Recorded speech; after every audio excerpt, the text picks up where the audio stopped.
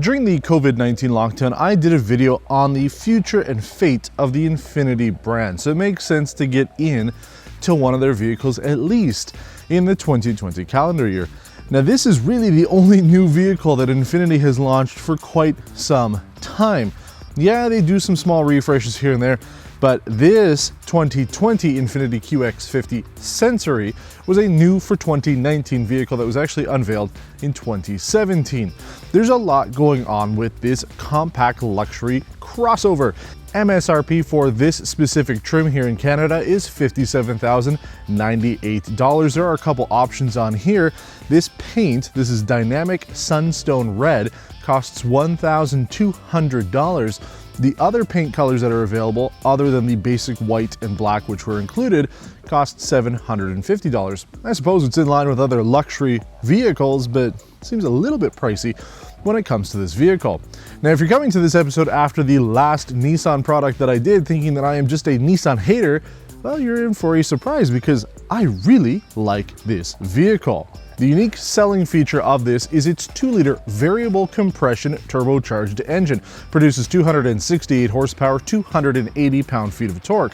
And without getting into the specifics of how this engine works, what's important to you as a buyer with the variable compression is you get compression at 14:1 in order to have better fuel economy, much like a low-power diesel, and then it goes to an 8:1 ratio, having the most performance.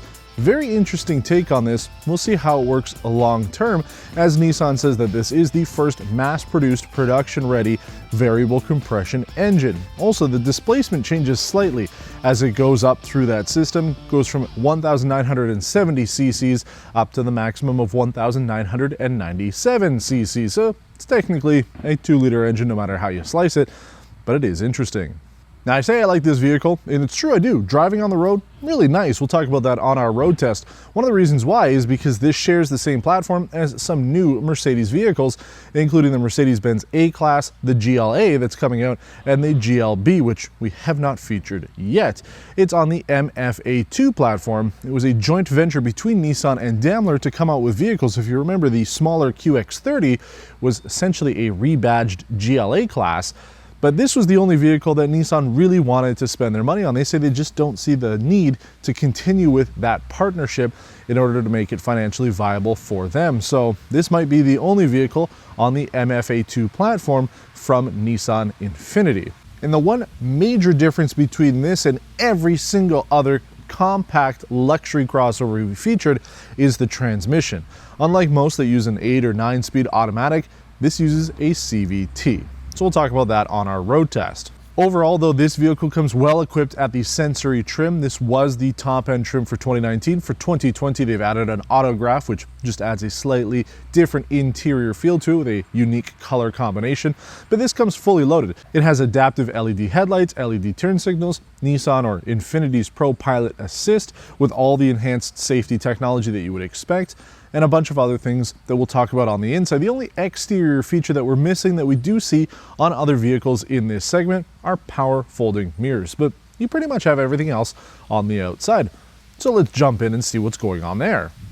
You know what? I really like the interior on this Infiniti QX50. Nissan, Infiniti, they're showing us that they can build a luxury class interior if they want to. First off, let's talk about the technology on here.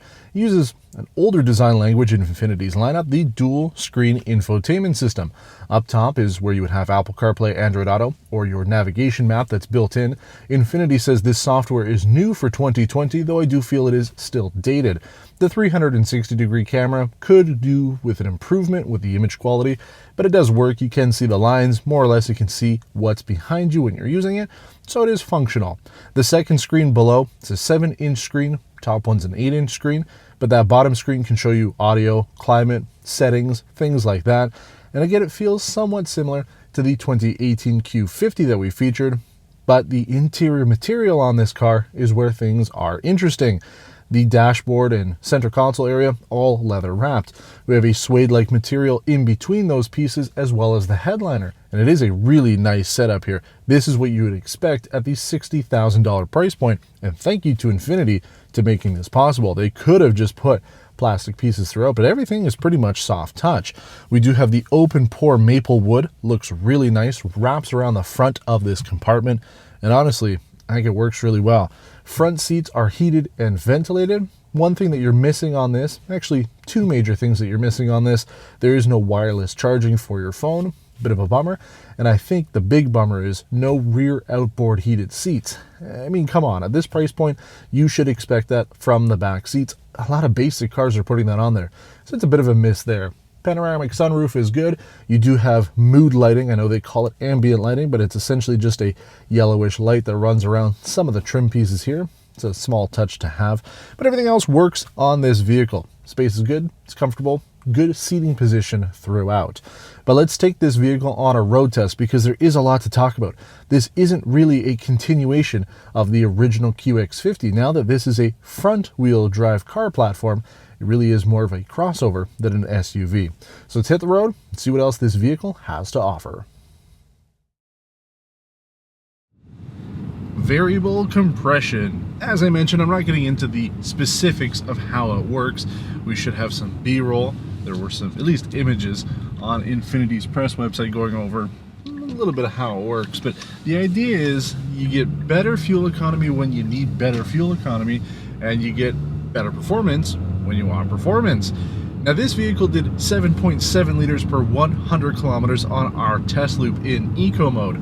Compare that to the two most recent luxury compact crossovers we've done. The Mercedes-AMG GLC did it in like 9.4 liters, and then not quite comparable, but then the Lincoln Corsair, which I would say is right up in there in terms of the type of buyers who are going to be looking at this and that did it in 8.2 liters per 100 kilometers.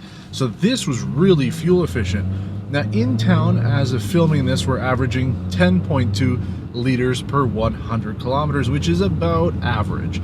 So I find that on the highway, it works a lot better. Plus, I haven't kept it in eco mode. That 100-kilometer test loop was in eco mode, but since then, I've either kept it in standard, which it starts up in, or I do like it in sport mode. I find that this car is peppy. It's got the performance that you really want. The downside is the CVT. I'd say that's the one thing that takes away from the experience. You do have flappy paddles.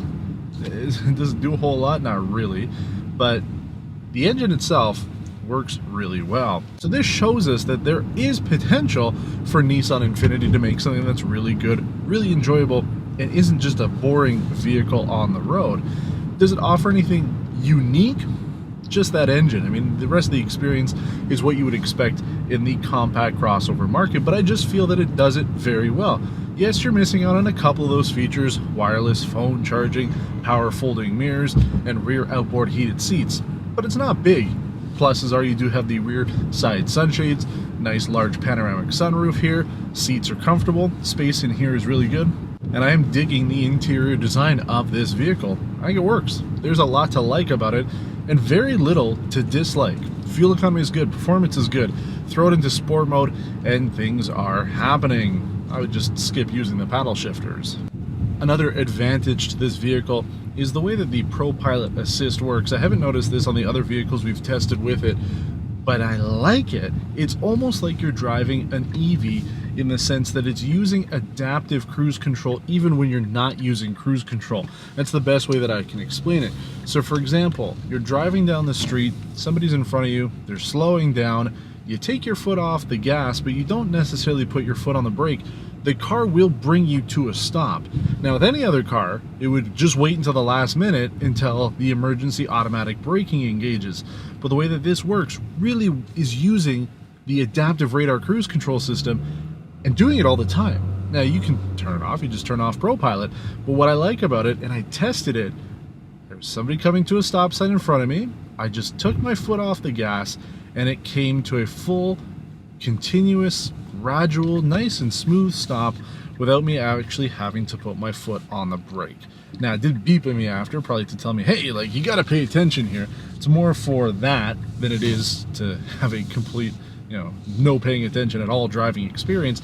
But I just thought it was interesting, and it's doing it here because there's some slower traffic in front of me. My foot's off the gas, and it's keeping up with it, and it will stop me should these people stop on their own without engaging the emergency automatic brake system. I think it's really cool.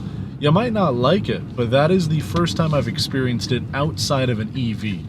Because with some of the EVs, they have like a automatic brake force regeneration system where they'll see if the car in front of you is close, and it'll automatically apply more brake or less brake to maximize the EV battery regen. With this, there is no EV system. It's just doing it. I like it. But why are you going to consider this 2020 Infiniti QX50 over the rest of the competition? Well, if you want a no-hassle buying experience, this might be the way to go. Since they only offer about 5 trims here in Canada, it's pretty straightforward, and there's no real options. You just got to pick the paint and interior that you want. It's a bit of a bummer that the paint costs so much, but again, if you're looking at the other luxury manufacturers, it's more or less in line. You miss out on some of the features on the inside and outside, but for the most part, you're getting what you want out of a vehicle. Buyers will like the engine performance out of this. 268 horsepower is quick enough. 280 pound-feet of torque works really well. And then we'll just see long-term reliability of the world's first mass-production variable compression engine. We'll see about that. Nissan's CVT is also another down point for this, but again, your typical buyer who's going to be looking at a luxury crossover isn't going to care too much. The paddle shifters are there if you want it. You do have a 3,000 pound tow rating with this specific trim, so if you want to put a small camper or a little trailer on it, you should be fine, and then you could use the paddle shifters to help go with it.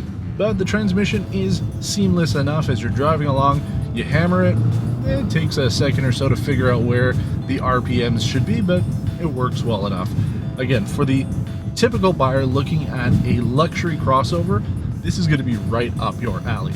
If you're a performance enthusiast, maybe. I mean, this engine is pretty interesting, and I gotta say that the power and overall drive experience of this is a whole lot better than I thought. This little car has surprised me quite a bit, and that's what I like the most when I'm driving these vehicles. It's one thing to get behind the wheel of something that you are expecting to be really good or really bad, but it's another thing to sort of keep your mind open and then really be wowed by it. That's what it was for me when it came to this QX50. I was surprised. Good job, Infiniti. Make more cars like this. That's what you need to do. Make more of what's good.